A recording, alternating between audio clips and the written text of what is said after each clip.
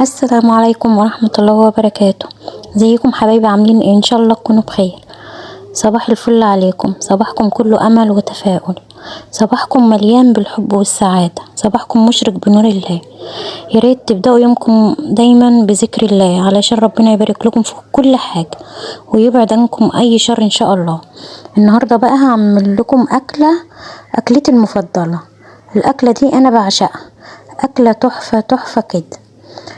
هنعمل مع بعض كفتة الرز، وهنعمل صينية رز معمر مع بعض، وهنسلق فرخة ونحمرها في الفرن، وهتشوفوا كل الخطوات دي. خليكم معايا وهنشوف هنعمل الرز ازاي المعمر، ونعمل ازاي الكفتة. شفت الرز تحفة، هنعمله مع بعض. وهنعمل كمان وهنحمر معاكم الفرخة كمان في الفرن ونسلقها، وهنصبع مع بعض الكفتة ونقول لكم المقادير بتاعتها عشان تعملوها. ممكن تعملوها في البيت او تعملوها عند اي حد بيعمل كفتة وتصبعوها وتطبخوها بتبقى جميل. انا بصراحة بعشق الاكلة دي، بحس كده ان هي يعني بعشقها، بحبها وخلاص. اكيد مش عارفة انتوا بقى بتحبوها ولا ايه؟ قولولي في التعليقات. يلا بقى مع بعض نبدأ كده، نسمي الله ونصلي على الرسول ونبدأ نشوف هنعمل الكفتة ازاي. معانا هنا كيلو رز مصري.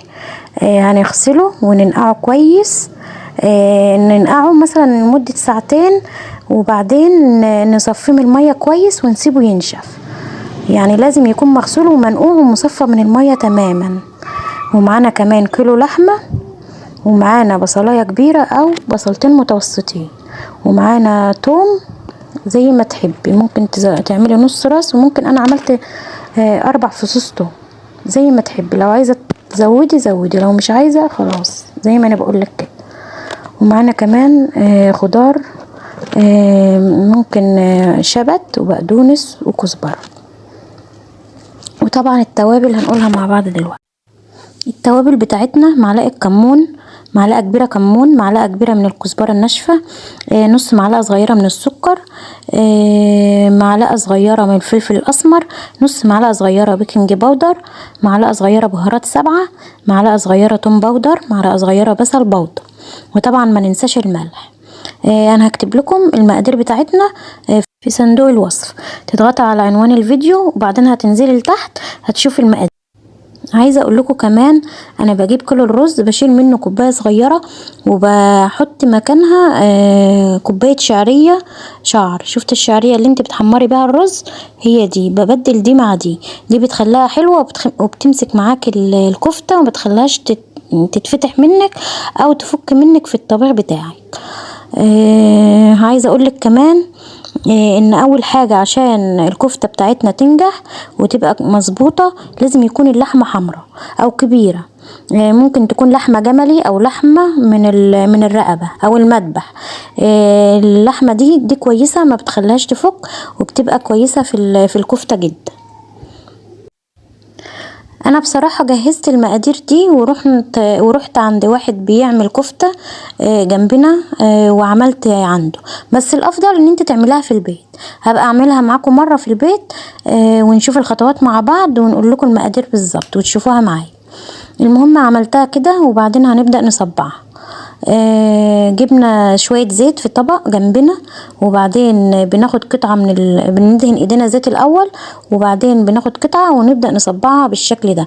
بس لازم الجزء اللي انت تصبعيه لازم تغطيه عشان بيسمر منك ولونه بيغير.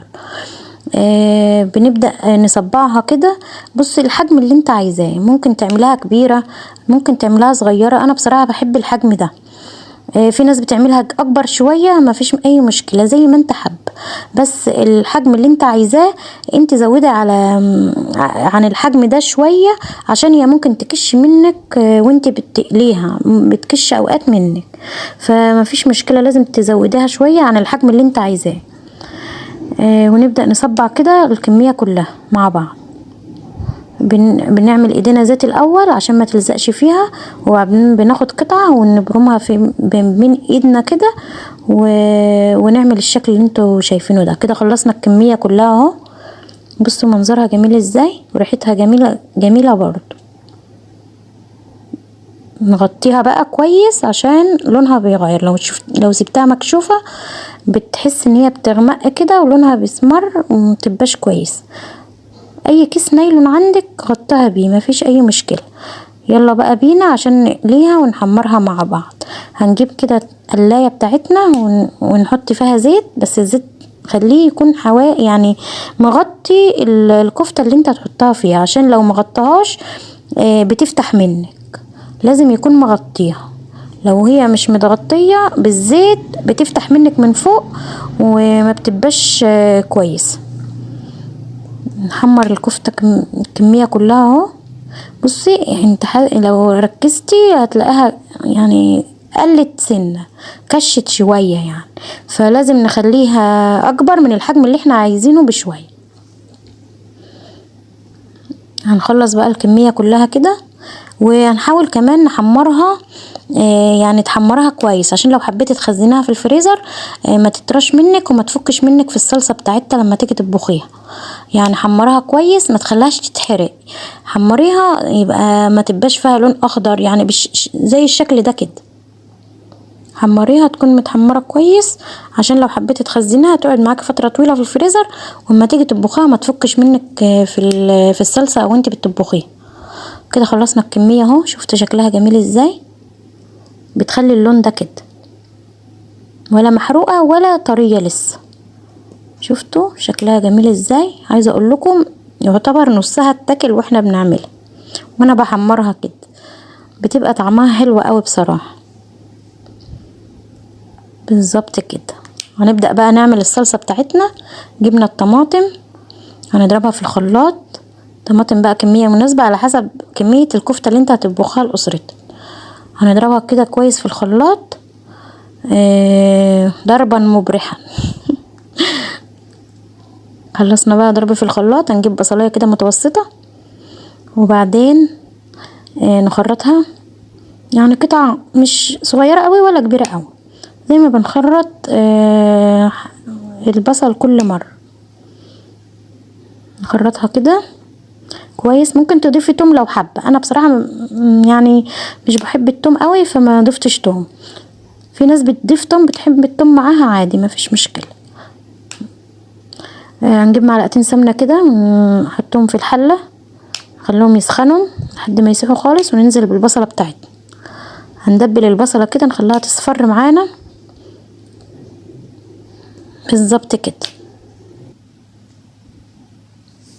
بعد ما البصله دبلت معانا كده وصفرت، هنجيب الطماطم اللي احنا ضربناها في الخلاط دلوقتي ونضيفها عليها بالشكل ده، ونحط بقى توابلنا. نقلبها كده ونحط توابلنا. هنحتاج في التوابل ايه؟ كمون، معلقه كمون، معلقه صغيره كمون، نص معلقه صغيره فلفل اسمر، معلقه كزبره ناشفه، معلقه بابريكا، الملح، ونحط شويه سكر صغيرين كده عشان الحموضه بتاع الطماطم. وطبعا نقلب كل ده ونغطيها لحد ما تتسبك معانا. وبينا يلا نروح نشوف الرز المعمر. هنجهزه مع بعض ونحطه في الفرن على ما الطماطم تستوي. جبنا الصينيه بتاعتنا كده اللي احنا بنعملها اللي احنا نستعملها الرز زي على حسب افراد اسرتك. انت شوفي الكميه اللي هتكفيكم وجهزي الصينيه على قدها. معيار الصينيه انا عايزه اقول لكم يعني بتخلي مقاس المكان الفاضي اللي فوق قد مقاس الرز اللي موجود. انا هبقى اعمله اصورها لكم مره وانا بعايرها عشان تعرفوا العيار بالظبط. طبعا جبنا الزبده البلدي اللي احنا كنا مسيحينها مع بعض قبل كده، اللي احنا كنا عاملينها مع بعض قبل كده. هسيب لكم اللينك بتاعها في صندوق الوصف لو حابين تشوفوا الفيديو بتاعها. قطعناها وحطينا الملح بتاعنا طبعا وقلبناهم مع بعض، وبعدين جبنا اللبن وضفنا اللبن فوق الرز كده بالشكل ده. هنقلب بقى اللبن كده عشان الملح يدوب معانا. نقلبه كويس، ولازم نسيب مسافة في الصينية كده عشان لما اللبن يغلى ما يفرش مننا في الفرن. ايوه بالشكل ده. الصلصة بتاعتنا دلوقتي خلصت، وزودتها شوية شوربة يعني او مية. يعني هي دلوقتي اتسبكت خالص، وبعدين زودتها شوربة او مية، وبعدين ضفنا عليها كده الكفتة بتاعتنا، ضفنا شوية ملح كمان عشان نظبط الملح بتاعها، وبنضيف كمان شوربة معاها، وهنسيبها بقى دلوقتي تستوي مع نفسها بالشكل ده. جنبي بقى كده جبت حلة وضفت فيها مية، ولما المية غليت حطينا التوابل بتاعتنا وسقطت فيها الفرخة. دلوقتي الفرخة بتستوي، قربت تستوي.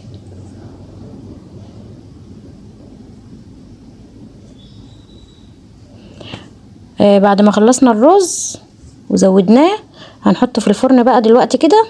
ممكن فرن البوتاجاز هتعمليه على حرارة 200 وتعملي عادي، او الفرن العادي مفيش مشكلة. هنسيبه بقى، ولما يبدأ يغلى بالشكل ده، هو دلوقتي بدأ يغلى اهو، لو ملاحظين هتلاقيه اللبن لسه فيه وعمال يغلى، بس خلي بالك عشان ما يفرش منك. هو لما غلي انا سبته شوية لما نشف خالص، وبعدين بدأت اشببه. الحركة دي في ناس كتير ما بتعملهاش، بس الحركة دي مهمة قوي للرز عشان يستوي معاك.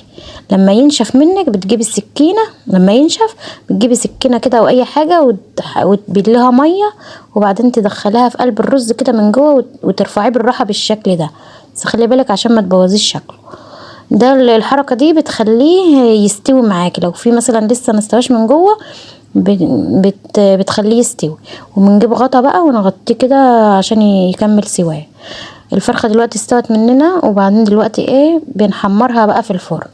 بحب تحمير الفرن ده قوي، بيبقى يعني كويس، ما بيخليش الفرخة تنشف، وفي نفس الوقت ما بيبوظش الدنيا في المطبخ زيت وكده زي ما احنا عارفين يعني. كله مع بعضه كده في مكان واحد عشان نخلص كده. الرز ما شاء الله، بصي شكله جميل ازاي كده. خلص بقى، الف هنا وشفا. خلصنا الفرن اهو، الرز اقصد. شفتوا شكله جميل ازاي؟ انا سبته غطيته وسبته بقيله، كان بقيله 5 دقايق كده في الفرن. بغطيه كده عشان يكمل سواه، وموطيه طبعا الرز خالص. طفيت من فوق بعد ما حمرت الفرخة، طفيت من فوق وبعدين وطيته من تحت خالص لحد ما يكمل سواه. الفرخة بتاعتنا بعد ما اتحمرت اهي، شفت شكلها جميل ازاي ما شاء الله، بالهنا والشفا. بحب بقى بعد تحمير الفرخة ارش عليها توابل كده بتخلي نفسها وريحتها جميلة. شوية كزبرة ناشفة، شوية فلفل اسمر، شوية كمون، وشوية ملح بسيطة كده، ريحتها تحفة. الرز خلص اهون، صينية الرز المعمر، احلى صينية رز معمر ما شاء الله، بالهنا والشفا. احلى اكله يا جماعه، بموت فيها.